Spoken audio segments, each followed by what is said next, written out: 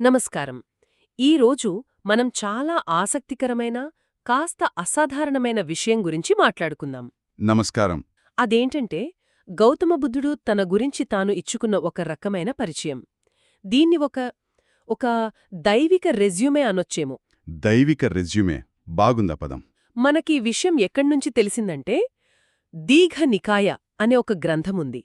అందులో మహాపదాన సుత్త అని ఒకటి. అవును, అది చాలా ప్రాచీనమైన గ్రంథం. అందులో బుద్ధుడు తనకంటే ముందున్న బుద్ధుల గురించి వివరించి, ఆ తర్వాత తన వివరాలను కూడా అదే పద్ధతిలో చెబుతారు. ఒకే ఫార్మాట్లో. ఖచ్చితంగా.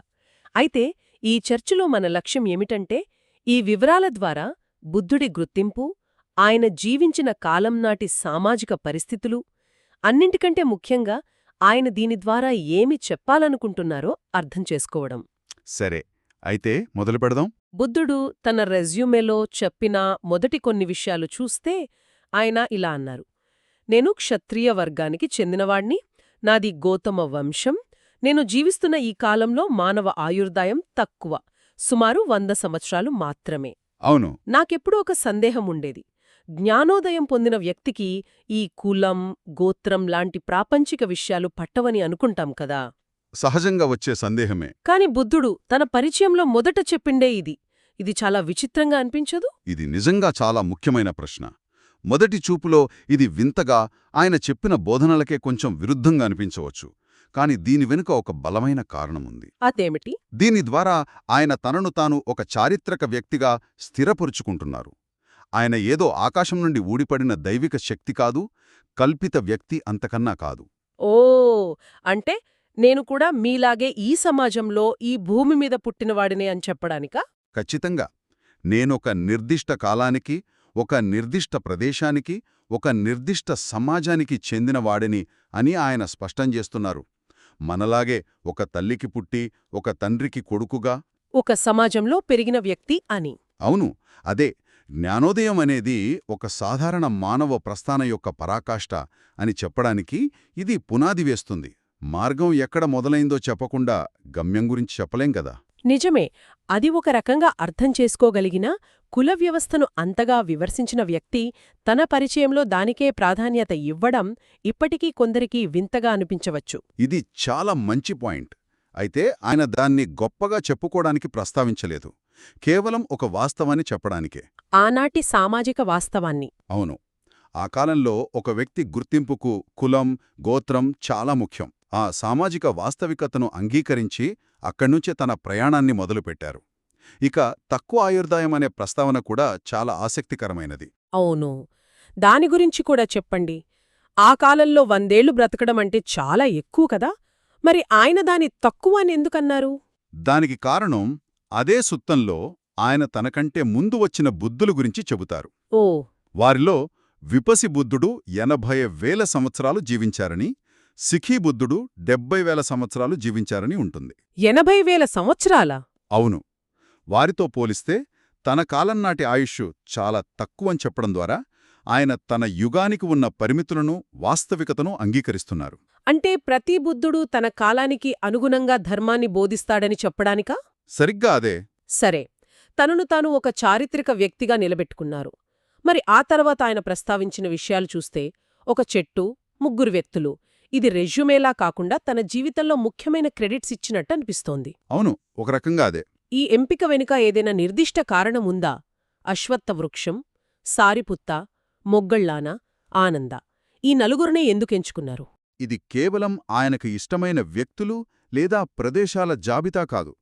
ప్రతి ప్రస్తావనకు ఒక లోతైన ప్రతీకాత్మక ప్రాముఖ్యత ఉంది. మొదటగా అశ్వత్థ వృక్షం అంటే బోధివృక్షం. రావి చెట్టు. అదే. అది కేవలం ఒక చెట్టు కాదు, జ్ఞానోదయానికి సజీవ సాక్ష్యం. ఆయన ప్రయాణంలో అది ఒక అవిభాజ్య భాగం. ఆ చెట్టు కిందనే సిద్ధార్థుడు బుద్ధుడుగా మారాడు. దానిని పేర్కొనడం ద్వారా తన మార్పుకు కేంద్రబిందువైన ఆ క్షణాన్ని, ఆ ప్రదేశాన్ని గుర్తుచేస్తున్నారు.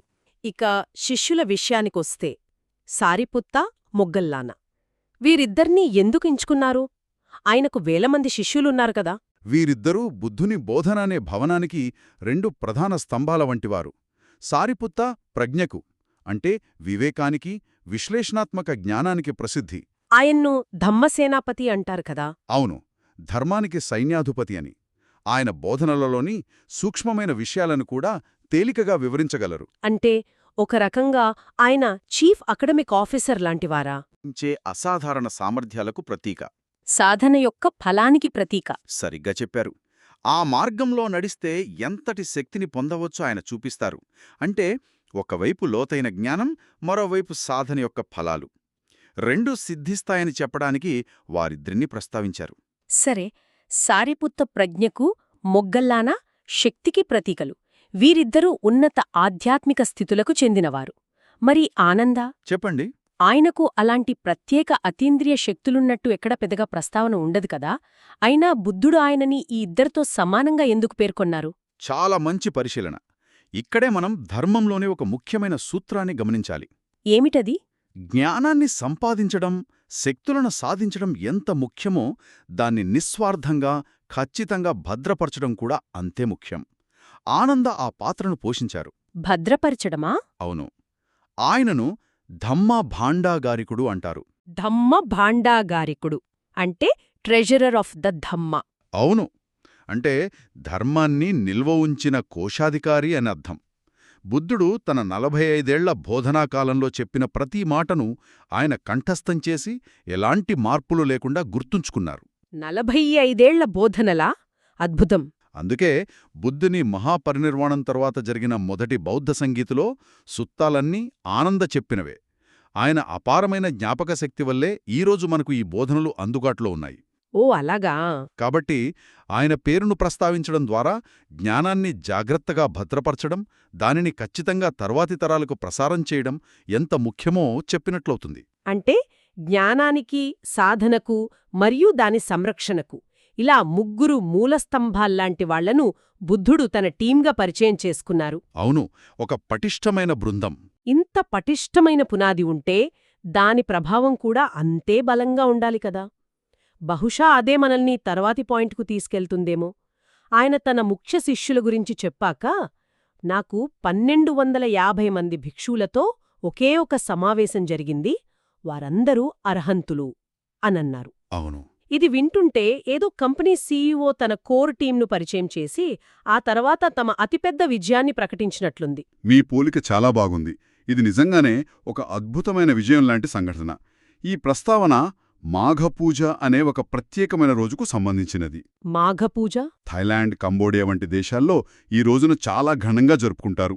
దీనిని ఒక అసాధారణ సంఘటనగా పరిగణిస్తారు. ఎందుకంటే దీనికి 4 ప్రత్యేకతలు ఉన్నాయి. 4 ప్రత్యేకతలా? అవేమిటి? 1. ఆ సమావేశానికి వచ్చిన 1250 మంది భిక్షువులు అర్హంతులు, అంటే సంపూర్ణంగా జ్ఞానోదయం పొందినవారు. వారికి పునర్జన్మం లేదు. అందరూనా? అందరూ. 2. వారందరికీ బుద్ధుడే స్వయంగా దీక్షనిచ్చారు.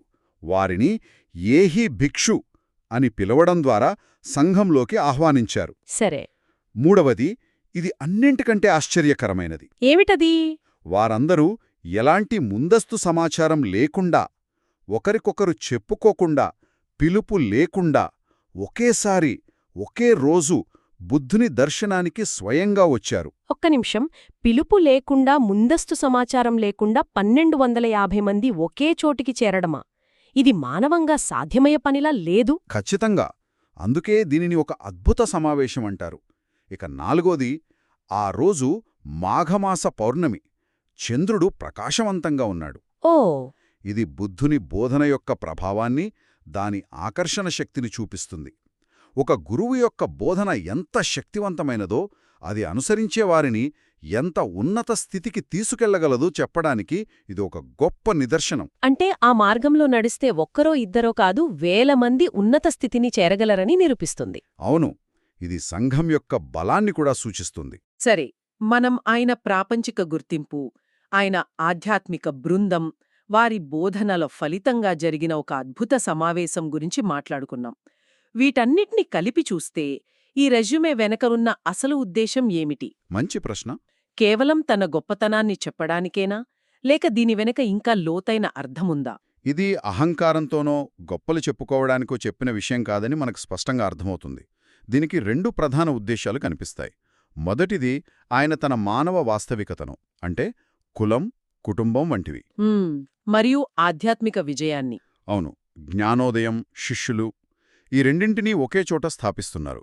నేను మీలాంటి ఒక సాధారణ మనిషిగానే పుట్టాను, కానే సాధన ద్వారా ఈ ఉన్నత స్థితిని చేరుకున్నాను, కాబట్టి మీరు కూడా చేరుకోగలరు అని చెప్పడం దీని సారాంశం. ఇది మొదటి ఉద్దేశ్యం. మరి రెండవది? ఇక రెండవ, అతి ముఖ్యమైన ఉద్దేశ్యం ఆ సుత్తం యొక్క అసలు లక్ష్యాన్ని నెరవేర్చడం. అదే బుద్ధుల కొనసాగింపును చూపించడం. బుద్ధుల కొనసాగింపు. అవును, ఈ సుత్తంలో గౌతమ బుద్ధుడు తన గురించే కాకుండా తనకంటే ముందు వచ్చిన 6 బుద్ధుల గురించి కూడా ఇదే ఫార్మాట్లో వివరాలిస్తారు. అంటే విపస్సి బుద్ధుడు ఏ కులంలో పుట్టారు, వారి తల్లిదండ్రులెవరు, వారి ముఖ్య శిష్యులెవరు, వారి ఆయుర్దాయం ఎంత, ఏ చెట్టు కింద జ్ఞానోదయం పొందారు, ఇలా ప్రతి ఒక్కరి వివరాలుంటాయన్నమాట. సరిగ్గా అదే. అంటే గౌతమ బుద్ధుడు ఒక కొత్త మార్గాన్ని సృష్టించలేదు, ఎప్పట్నించో ఉన్న ఒక సనాతన మార్గాన్ని ఈ యుగానికి మళ్లీ పరిచయం చేశారంతే. ఆ పరంపరలో తాను ఒక భాగం అని చెప్పడానికే ఈ ఫార్మాట్ను ఎంచుకున్నారు. సరిగ్గా చెప్పారు. విముక్తి మార్గం అనేది ఒక వ్యక్తి సృష్టించింది కాదు, అది కాలంతో సంబంధం లేకుండా ఉండే ఒక విశ్వనియమం, ఒక సనాతన ధర్మం అని చెప్పడమే దీని ఉద్దేశం. గౌతమ బుద్ధుడు ఈ యుగంలో ఆ మార్గాన్ని తిరిగి కనుగొని బోధించిన వ్యక్తి మాత్రమే. ఓ, ఇప్పుడు స్పష్టంగా అర్థమైంది. ఆయన చెప్పిన ఈ రెజ్యూమే ఆ విశ్వనియమం యొక్క ఒక నిర్దిష్ట చారిత్రక వ్యక్తీకరణ అన్నమాట. ప్రతి బుద్ధుడు ఆ నియమాన్ని తన కాలానికి అనుగుణంగా ఆవిష్కరిస్తాడు. చాలా ఆసక్తికరంగా ఉంది. అంటే బుద్ధుడి స్వీయ వివరణ అనేది కేవలం ఆయన వ్యక్తిగత చరిత్ర కాదు, అది చారిత్రక సందర్భం మరియు ఆధ్యాత్మిక సాధనల అద్భుతమైన కలయిక. నిజమే. ఇది మార్గం యొక్క వాస్తవికతను, దాని చారిత్రక మూలాలను మరియు దానిని ఎవరైనా అనుసరించగలరనే విషయాన్ని చూపించడానికి ఎంతో జాగ్రత్తగా రూపొందించబడింది. ఆయన తన కథ ద్వారా ఒక పెద్ద సత్యాన్ని మన ముందుంచారు.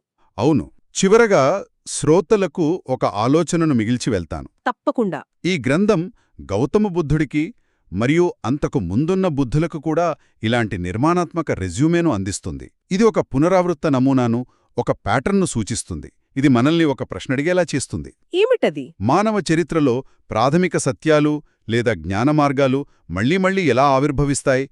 ప్రతిసారి ఆ కాలానికి, ఆ సమాజానికి అనుగుణంగా తమను తాము ఎలా మలుచుకుంటాయి? మంచి ప్రశ్న. ఒకే విశ్వనియమం వేరువేరు కాలాల్లో వేరువేరు వ్యక్తుల రూపంలో ఎలా వ్యక్తమవుతుందో ఆలోచిస్తే అది విశ్వసూత్రాలు మరియు వాటి చారిత్రక వ్యక్తీకరణల గురించి మనకి ఏం నేర్పిస్తుంది? ఇది మనం ఆలోచించాల్సిన విషయం.